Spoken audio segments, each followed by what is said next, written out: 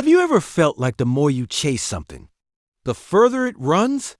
Like no matter how hard you try, it just doesn't click, whether it's a person, a dream, or a place you thought was meant for you. Maybe it's time to stop running. This isn't about giving up. It's about letting go of what's not chasing you back and making space for what's truly meant for you.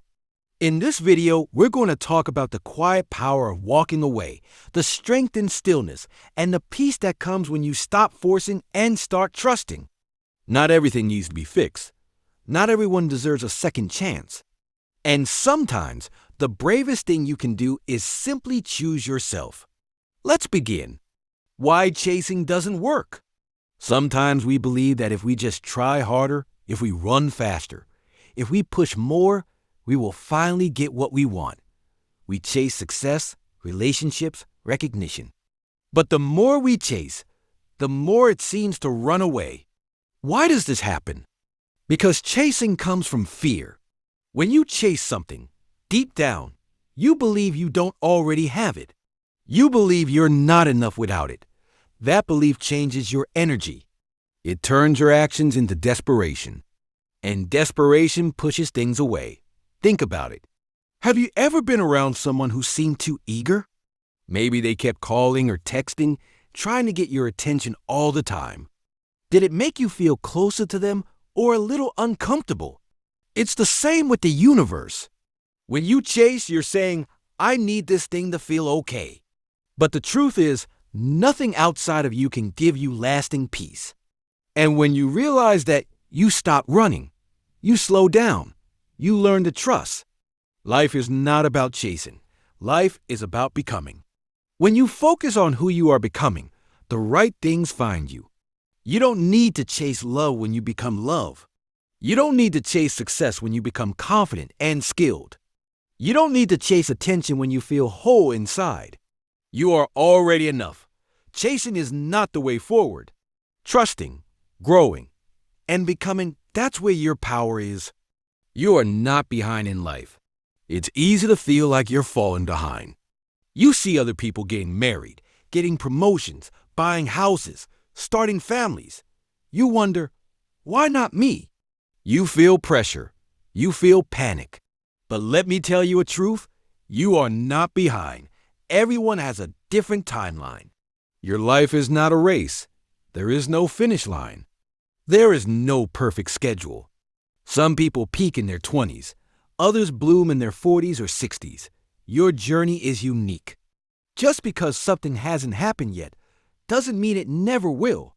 You are exactly where you need to be to learn what you need to learn. The delays? They're lessons. The waiting? It's preparing you. Sometimes you're not being denied. You're being protected or redirected. Comparison is the thief of joy. Every time you compare your life to someone else's, you lose sight of your own path. Social media makes it worse. People show their best moments, their highlights. But you don't see the struggle behind the scenes. You are not late. You are not slow. You are growing in your own time. Trust that. Respect your pace. Flowers bloom at different seasons, but each one adds beauty to the world. Your season will come. Keep walking. Keep trusting. Keep becoming. What is meant for you will not pass you. We often worry that if we miss an opportunity, it's gone forever. If someone walks away, we think we lost our only chance. But the truth is, what is truly meant for you will not pass you by. Life has a strange way of guiding us. Sometimes, things don't work out not because they weren't good, but because they weren't right for us. We might not understand it at the time, but later we see clearly that job, that person, that situation, it wasn't what we needed. It wasn't what our soul needed to grow. What's meant for you doesn't have to be chased. It arrives when you're ready. It comes naturally. It flows, not forces. That doesn't mean you sit and do nothing. It means you focus on becoming the kind of person who can receive what's meant for you. You learn. You grow. You let go of what's not for you to make room for what is. Sometimes life removes something from your path, so you can walk freely into a better future. You might cry, you might feel lost, but one day you'll say, "Thank goodness that didn't work out." Because now you have something better, something meant for you. So stop worrying that you're missing out. What's yours cannot be stolen. What's truly meant for you will not pass you. Not when you're growing. Not when you're doing your best. Not when you're listening to your heart. Let go of the fear. Trust the flow. Believe that your life is unfolding exactly as it should. The illusion of control. Many of us try to control everything. We plan every detail, expect certain results, and try to force life to follow our script. But here's a truth we often forget. Control is an illusion. We cannot control how others feel. We cannot control what happens tomorrow. We cannot control every outcome. And when we try, we often create more stress, more pain, more disappointment. Why? Because the more we try to control, the more we resist the natural flow of life. We become rigid. We stop listening to our own intuition. We hold on tightly to things that may not be meant for us. Letting go of control doesn't mean giving up. It means learning to trust. It means saying, "I don't know exactly how this will work out, but I trust that it will." It means focusing on what you can control: your attitude, your energy, your actions, your responses. You can't control if someone likes you, but you can control how you treat yourself. You can't control the timing of opportunities, but you can prepare for them. You can't control every twist in your path, but you can walk forward with faith. Life becomes lighter when you stop trying to force it. You start to breathe again. You start to notice the beauty around you. You become open to possibilities you never imagined. Control is not the goal. Presence is, peace is, trust is. You're not here to control everything. You're here to experience it, learn from it, and grow through it. Letting go is not giving up. Letting go. Two words that sound simple, but carry a deep emotional weight.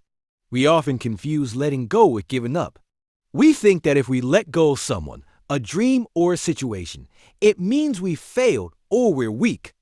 But the truth is, letting go can be the most courageous thing you ever do. Letting go means you finally stop trying to force something to work when it clearly isn't. It means you've accepted that you can't change another person, fix every problem, or carry a relationship all by yourself. It means you realize that holding on is costing you more than it's giving you. And that realization isn't weakness, it's wisdom. You see, giving up is when you still have the energy, the ability, and the chance to make something right, but you just don't want to try anymore. Letting go, on the other hand, is when you've already tried. You've poured your heart in. You've shown up again and again. And now you finally understand that no matter how much effort you give, the outcome is not in your hands. That's not defeat. That's freedom.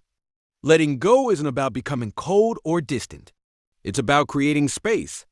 Space for healing, for growth, for something better to come into your life. It's telling the universe, "I'm ready for what's next. I'm done begging for what was." Many people stay stuck because they're afraid of what comes after letting go. The silence, the unknown, the pain. But what they don't realize is that holding on often causes more suffering than the act of letting go itself. When you let go, yes, there might be grief, but there's also room to breathe, to begin again. And just because you let go, it doesn't mean you didn't care. It doesn't mean you didn't love. It means you loved yourself enough to walk away from what was breaking you. It means you respected your soul enough to stop forcing what wasn't flowing. Sometimes we hold on because we're waiting for closure, for answers, for apologies that may never come.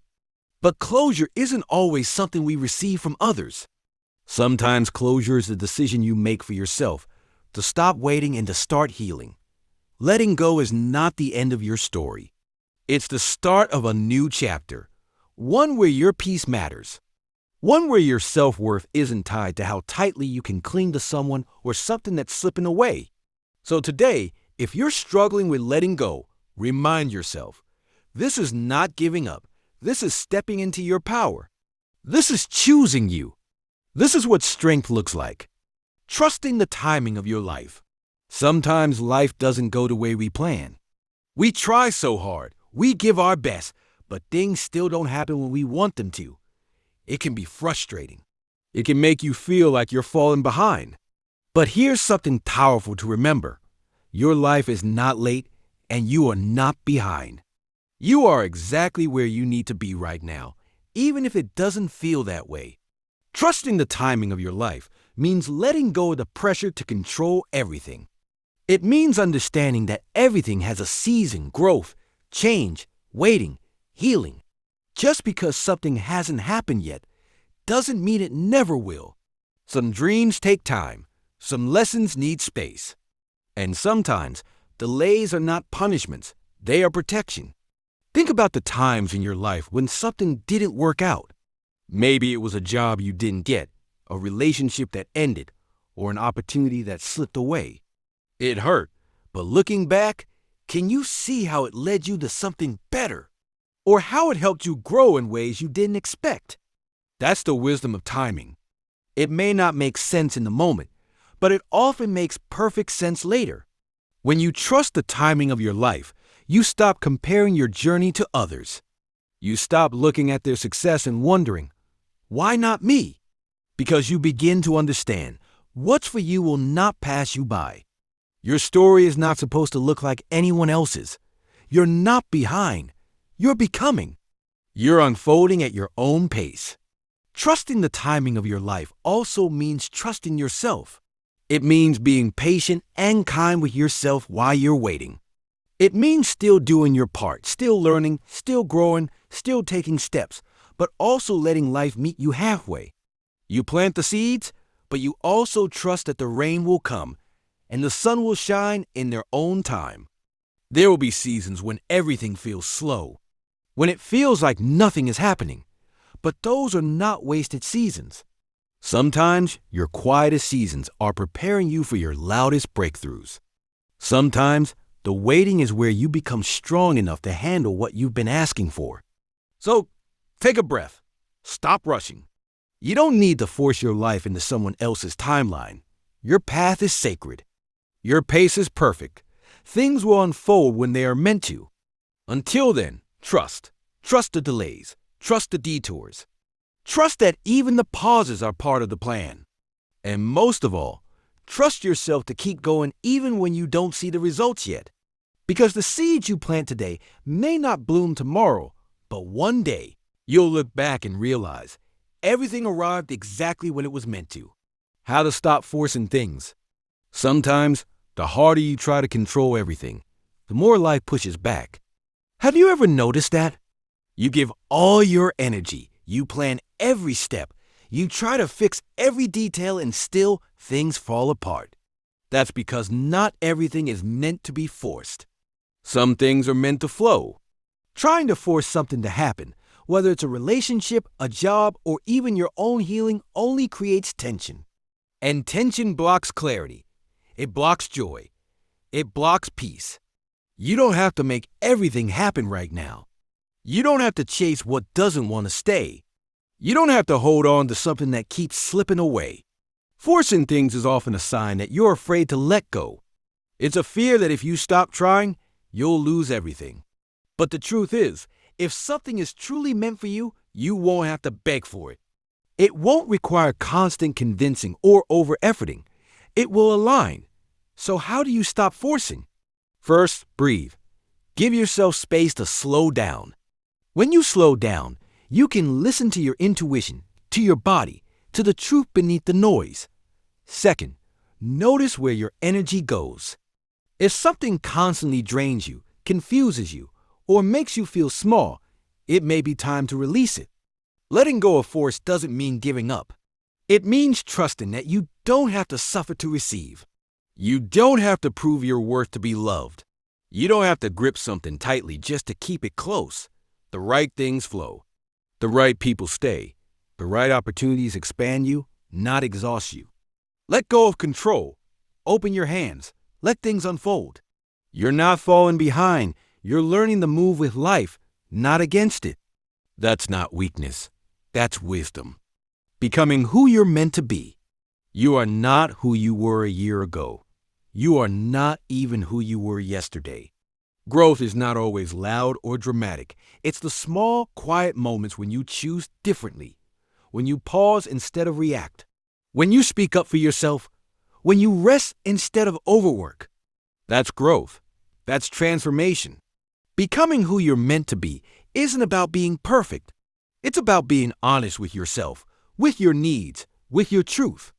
It's about shedding everything that was never really you, expectations, fear, shame, guilt, and choosing to show up as your full, authentic self. Sometimes that process feels lonely. You outgrow certain people, places, and patterns. You begin to notice what no longer fits. You may question everything. That's normal. Growth often begins in discomfort. Don't rush the process. Becoming takes time.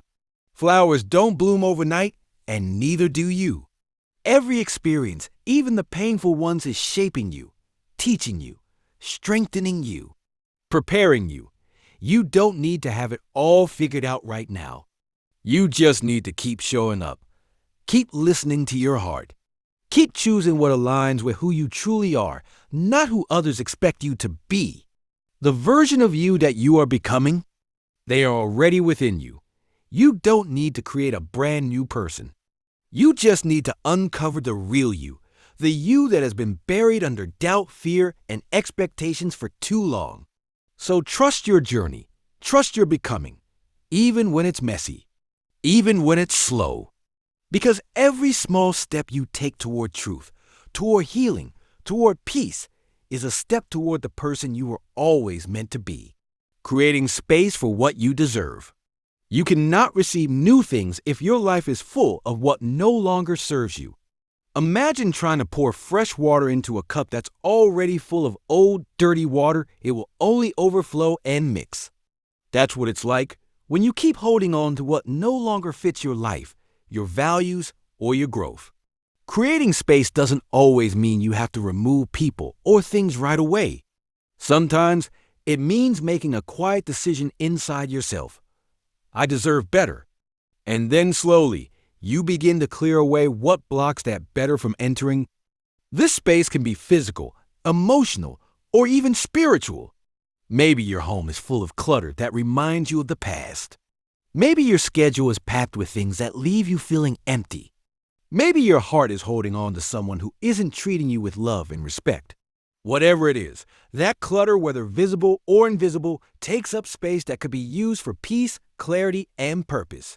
Creating space means you stop settling. It means you stop tolerating energy that confuses you, people who drain you, and situations that stunt your growth. It means you trust that something greater can come when you let go of what is no longer enough. Sometimes the hardest part is facing the truth, that we've outgrown something we once wanted so badly. But outgrowing is not betrayal, it's transformation. And transformation always requires space. Don't be afraid of the empty spaces in your life. That emptiness is not a loss, it's an opening. It's room for something real, something kind, something aligned. You deserve a life that makes you feel alive, not just busy. You deserve relationships that feel safe, not stressful. You deserve peace that's not earned by exhaustion, but received with ease. So take inventory of your life. What needs to go? What is holding you back from what you truly want and need? Clear the space and trust what you're meant for is waiting. But it can only enter if you make room for it. The difference between effort and attachment. It's good to care. It's good to try. Effort shows commitment. Effort shows love. But there's a line, and it's important to know when you've crossed from effort into attachment. Effort is healthy. It's when you show up, stay present, and give your best without losing yourself. It feels balanced. You still have boundaries. You still feel free. Attachment, on the other hand, feels desperate. It feels heavy. You start to tie your worth to outcomes. You can't relax. You can't breathe unless things go exactly how you imagine. And if something or someone starts to slip away, you panic. That's not love. That's fear disguised as love. You can work hard for your dreams and still stay detached from the results. You can care deeply about someone and still know that you're whole without them. That's the power of effort without attachment. It's the ability to say, I'll give my best, but I won't lose myself trying to make something fit that isn't right. The truth is, some things don't work out not because you didn't try hard enough, but because they weren't aligned with your path.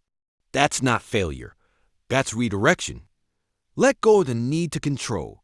Let go of the story that says you have to fight to be loved or prove you're worthy. You don't. Effort is beautiful when it flows from love, not fear. But attachment is when fear takes the lead and convinces you that your happiness depends on something outside of you. Freedom comes when you release that grip. When you realize that your value isn't in how hard you hold on, but in how clearly you know when to let go. So keep showing up. Keep giving your best.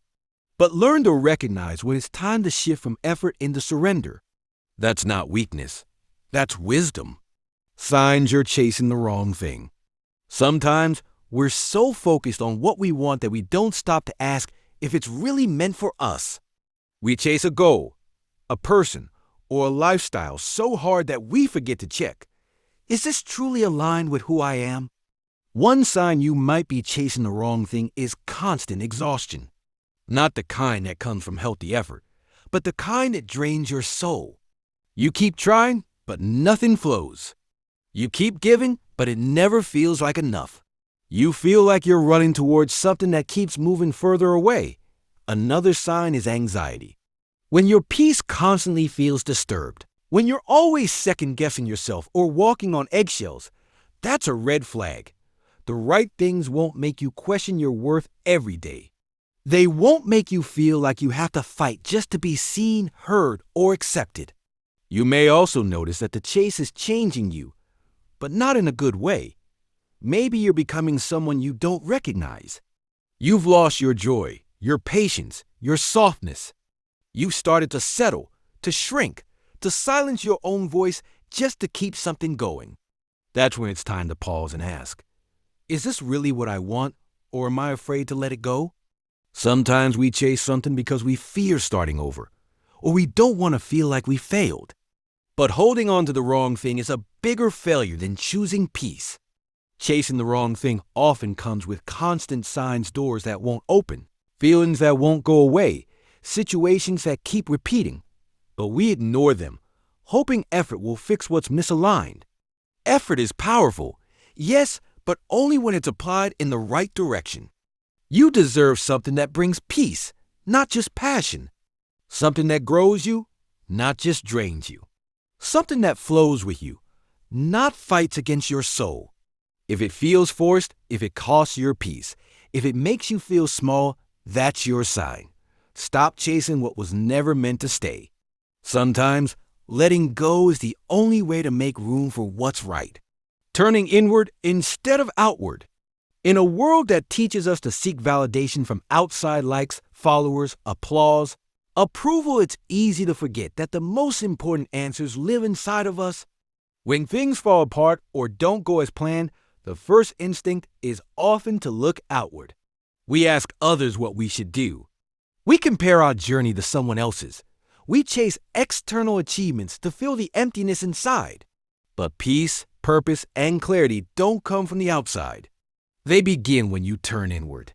Turning inward means sitting in silence, even when it's uncomfortable. It means asking yourself the hard questions. What do I really want? What am I afraid of? What part of me is calling for healing? And it means really listening to the answers that come up. The outside world may tell you to move faster, try harder, be more. But your inner world might be whispering, slow down, rest, heal. When you ignore that voice, you lose your center. When you listen, you find your truth. Turning inward also helps you stop chasing people and things that don't value you. Because when you're connected to yourself, you stop looking for others to complete you. You stop begging for crumbs of attention because you've learned to nourish your own soul. It's not easy. Sometimes when we finally turn inward, we face the pain we've been avoiding. We feel the grief, the shame, the fear. But that's where the healing begins, not by running from the pain, but by sitting with it long enough to understand it. And here's the gift. The more time you spend with yourself, the more you trust yourself. You no longer need permission to be who you are. You stop waiting for someone to choose you because you've already chosen yourself. So turn inward. Spend time with your thoughts, your feelings, your dreams, journal, meditate, walk alone in nature. Whatever helps you reconnect, do more of that. Because everything you're searching for, peace, clarity, self-worth, it's not out there. It's been inside you all along, waiting for you to come home. Learning to receive. So many of us have been taught how to give. We know how to be there for others, how to show up, how to pour from our own cup even when it's empty.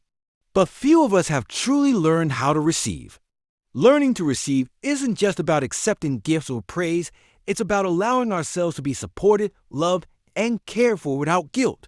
It's about realizing that we are worthy of kindness, not because we've earned it through effort or sacrifice, but simply because we exist. When you don't know how to receive, you'll reject compliments, downplay your achievements, or push away help even when you need it most. You'll keep saying, "I'm fine," when your heart is heavy. You'll give and give until you're depleted, and wonder why no one is pouring back into you. But here's the truth. Receiving is not weakness. It's not selfish. It's balance. If you never learn to receive, you block the flow of connection. You keep others at a distance. You rob yourself of intimacy, support, and the fullness of love. Sometimes the reason we struggle to receive is because we've attached our worth to being useful. We feel that unless we're constantly doing something for others, we have no value. But you are not just a vessel for giving. You are a soul that also deserves to be filled. Learning to receive also means being open to the things you've been asking for. Many people pray for love, peace, or abundance, but when it comes, they don't believe they deserve it. They sabotage it. They push it away. Receiving requires vulnerability. It means letting others see your needs. It means dropping the mask of, "I've got it all together," and that can be scary, but it's also incredibly freeing. Start small. Say thank you when someone gives you a compliment. Allow someone to help you, even if you could do it yourself. Accept love without questioning whether you've earned it.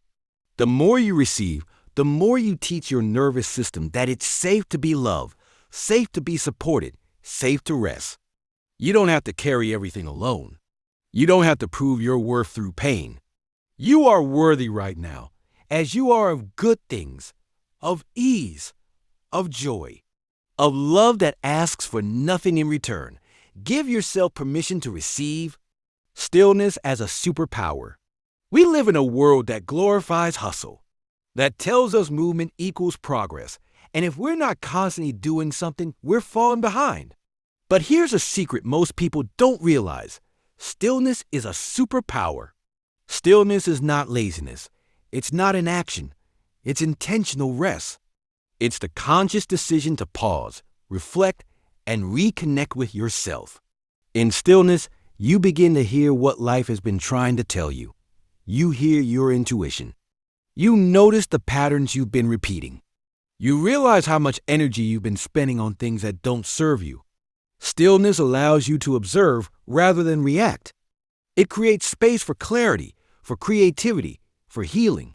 In the stillness, you stop running from your pain, from your past, from your truth, and you begin to face it. Most breakthroughs don't come when you're pushing and grinding. They come in the quiet moments. When you're alone with your thoughts. When you stop trying to force answers and start allowing them to surface. Think about it, some of your most powerful insights have probably come when you were walking alone, lying in bed, or sitting in silence. That's not coincidence. That's the power of stillness at work. When you embrace stillness, you no longer chase things out of fear. You no longer feel the need to prove yourself through constant motion. You begin to trust that what's meant for you will come not because you're chasing it, but because you've made space for it. Stillness also gives your body a chance to reset, your mind a chance to breathe, your soul a chance to speak. It's in those quiet moments that deep healing happens, not on the surface, but deep in the core of who you are. Start practicing stillness, even if just for a few minutes a day. Turn off the noise. Put down the phone. Breathe. Listen. Observe. Be. In a world that constantly demands your attention, stillness is rebellion. It's a reclaiming of your energy. It's a declaration that your peace matters more than productivity. You don't have to have it all figured out. You don't have to be in motion to be moving forward. Sometimes the most powerful growth happens in the pause. So give yourself permission to be still. That's where your superpower lives. Letting the right people find you. One of the most powerful shifts in life happens when you stop chasing people and start trusting that the right ones will find you. For so long, many of us have bent over backwards to be liked, to be accepted, to belong. We shape-shifted. We lowered our standards. We tolerated behavior that didn't sit right with our soul, all because we were afraid of being alone. But here's the truth. Chasing people rarely leads to connection. It leads to exhaustion, self-doubt, and relationships built on performance, not authenticity. When you chase someone, whether it's a friend, a partner, or even a job, you often lose pieces of yourself in the process. You silence your voice. You ignore your needs. You turn down your light so you won't shine too bright and scare them off. But the right people, they don't need you to shrink. They won't ask you to abandon yourself just to keep them close. The right people are drawn to your truth. They resonate with your energy, not your effort to impress. Letting the right people find you begins with becoming fully you. It means speaking your truth, even when your voice shakes. It means honoring your boundaries, even if it means walking alone for a while. It means showing up as your whole self, not just a polished version. When you live aligned with your values, you naturally begin to attract those who share them. You no longer have to force conversations, chase responses, or prove your worth. The right people will recognize your soul without needing a pitch. This doesn't mean you stop caring. It doesn't mean you isolate yourself. It means you stop begging for love. You stop over-explaining your value. You stop chasing people who are committed to misunderstanding you. Instead, you focus inward. You pour into yourself. You heal, you grow, you rise. And in that space of wholeness, you'll begin to notice something beautiful. The people who show up are different. They see you. They respect your boundaries. They add peace, not pressure. And they don't need convincing to stay. Letting the right people find you is an act of deep self-respect. It's trusting that you are enough, that you are worthy of love that doesn't require you to chase it down. You don't have to convince the right people to choose you. They just will. Why desperation pushes things away. There's a fine line between desire and desperation. Wanting something deeply isn't wrong, but needing it so badly that you feel empty without it. That energy can actually push the very thing you want away. Desperation stems from fear. Fear of being alone. Fear of not being good enough. Fear that if you don't grab onto something now, you'll miss your only chance. But when you approach life, love, or opportunity from a place of desperation, your energy becomes frantic. You start clinging instead of trusting. You chase instead of attract. And that energy can be felt even if you never say a word. People can sense when you're trying too hard to be chosen. Opportunities can slip away when you force them instead of letting them unfold. Because desperation doesn't feel like confidence. It feels like lack. Think about the times you've wanted something so badly that you obsessed over it. Checked your phone constantly. Tried to manipulate the outcome. Lost sleep trying to figure out what you did wrong. That's not love. That's fear disguised as longing. But here's the shift. When you start trusting your worth, the desperation fades. You realize that your value doesn't depend on who chooses you, how fast something happens, or how loudly you prove yourself. You begin to understand that what's meant for you won't require you to beg, force, or chase. Detachment isn't about giving up. It's about releasing the grip of control. It's about holding space for what you want, but not losing yourself in the process of getting it. This is why people often say, the moment I stopped trying so hard, things started to work out. It's not magic, it's energy. When you shift from lack to trust, the world responds differently. Start noticing when your desire turns into desperation. Check in with yourself. Are you trying to earn love instead of receiving it? Are you trying to rush timing instead of allowing it? Are you chasing something that's running away? Breathe. Recenter. Remind yourself, you are not behind. You are not unworthy. You are not running out of time. Desperation is fear disguised as urgency. But trust? Trust is power. And trust is what brings peace, clarity, and alignment. The moment you stop trying to force everything is the moment you allow everything to find its way to you. Your energy speaks before you do. You don't have to say a word, your energy already said it for you.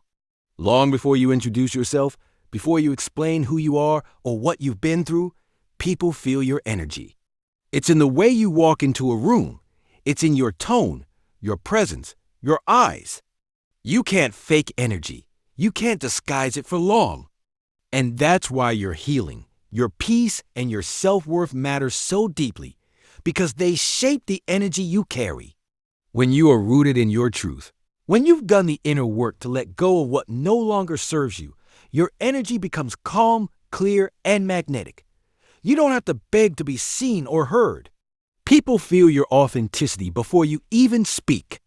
But when you carry energy of desperation, anger, resentment, or insecurity, it's just as loud, even if you smile, even if you say all the right things. People can sense what's behind your words. So what kind of energy are you walking with? Are you walking with the energy of someone who knows their worth or someone still trying to prove it? Are you carrying the energy of trust and surrender or the energy of control and fear? You don't need to be perfect. You don't need to have it all figured out. But when you show up in the world with energy that's grounded in self-respect, clarity, and intention, you attract differently. You're no longer chasing things that don't align with you because you trust what's meant for you will meet you with the same energy. That's the secret. Energy meets energy. You attract not what you want, but what you are. Not in the sense of deserving or karma, but in terms of alignment.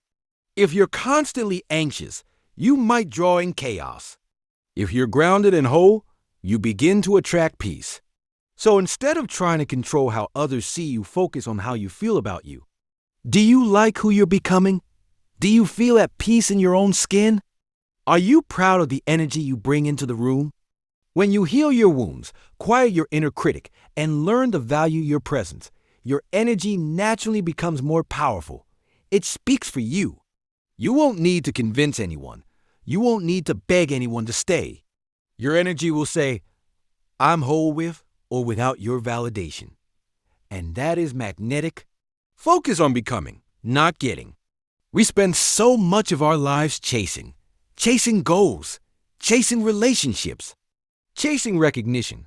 We think, once I get this, I'll feel happy. I'll feel enough. But here's the truth. Fulfillment doesn't come from what you get, it comes from who you become along the way. There's nothing wrong with having goals. Wanting more is not a flaw. But when your entire identity is tied to the outcome, you miss the deeper growth that happens in the process. Because the truth is sometimes you don't get what you want. Or at least, not in the way you imagine. But what you do get is strength, wisdom, resilience, clarity. And that's what really matters. Focus on becoming the version of you who's ready for what you want. Instead of asking, how can I get this? Ask, who do I need to become to hold this? Want a healthy relationship? Become someone who knows how to communicate, set boundaries, and love without losing themselves. Want success? Become someone who shows up consistently, leads with integrity, and trusts the timing of life. It's not about striving harder, it's about aligning deeper. When you focus on becoming instead of getting, you release the pressure. You stop obsessing over timelines and start trusting the process. You recognize that even setbacks are shaping you. Even delays are developing your character. You also stop needing validation from outside sources. Because when you're focused on becoming, your self-worth isn't up for negotiation. You're not defined by what happens. You're defined by how you grow through it. Ironically, when you shift your focus inward, the things you once chased often start chasing you. Why? Because you become someone who doesn't need it to feel whole. You've made peace with the journey. You've detached from the outcome, not because you don't care, but because you trust yourself regardless of what happens. So let go of the desperate chase. Stop measuring your worth by your results and start becoming someone you admire, not for what you have, but for who you are. Detachment is not indifference. Letting go doesn't mean you don't care. It means you care enough about your peace to stop forcing what's not flowing. A lot of people confuse detachment with coldness. They think if you're not constantly reacting, explaining, or chasing after something, you've given up. But detachment is not the absence of emotion. It's the presence of emotional maturity. It's saying, I can still love you and not need to control you. I can still want this dream, but I'm no longer obsessed with the timeline. I can still feel deeply, but I won't let those feelings drive me to abandon myself. Detachment means you stop gripping so tightly to people, plans, or outcomes that you lose yourself in the process. You learn to allow. You learn to observe instead of chase, to respond instead of react, to accept instead of resist. It doesn't mean you shut off your heart. It means you've opened your eyes. It means you've grown enough to know that not everything or everyone is meant to stay, that you don't have to fight for what aligns with your soul, that the right things will meet you with peace, not confusion. Detachment allows you to breathe again, to live in the present moment instead of constantly calculating the future or replaying the past. It gives you the freedom to move with trust, not tension. When you're attached, everything feels like a test. When you're detached, everything becomes a teacher. You begin to see the bigger picture. You understand that not getting what you want can sometimes be the biggest blessing. That loss can be redirection. That silence can be protection. So don't be afraid to detach. Detach from needing approval. Detach from people who only show up when it's convenient for them. Detach from outdated beliefs about your worth. Because real peace begins when you stop tying your joy to things outside of you. You can care deeply and still walk away with grace. You can be soft and still strong enough to release what no longer serves you. That's not indifference. That's growth. When you trust, you attract. There's a quiet kind of power in trust. When you finally stop trying to control everything, when you let go of the timeline, the how, the need to constantly chase something shifts. You start attracting instead of chasing. You start receiving instead of forcing, because trust creates space. Space for better things to come in. Space for the right people to find you. Space for your nervous system to relax enough to recognize what's truly aligned for you. You attract peace when you become peaceful. You attract clarity when you let go of confusion. You attract love when you stop chasing people who don't know how to love you back. Trust doesn't mean sitting around doing nothing. It means doing your part and then releasing the rest. It means taking action without attachment, showing up without desperation, giving your best without losing your balance. When you trust, you stop making decisions out of fear. You stop settling for less just because you're afraid nothing better will come. You know your worth. You know what you bring to the table.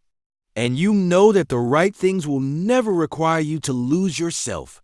Trust also gives you resilience. Because even when things fall apart, even when life throws the unexpected at you, you don't panic.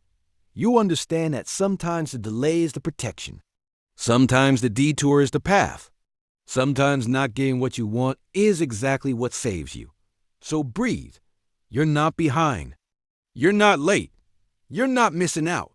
Everything meant for you is moving toward you, even now, even if you can't see it yet. Keep growing. Keep healing. Keep choosing peace over panic. And most importantly, keep trusting that you don't need to chase what was never meant to be yours. What's meant for you will find you, and it will feel like home. You don't have to chase what's already yours in spirit. You don't have to prove your worth to be loved, respected, or seen. The right people, the right moments, the right opportunities.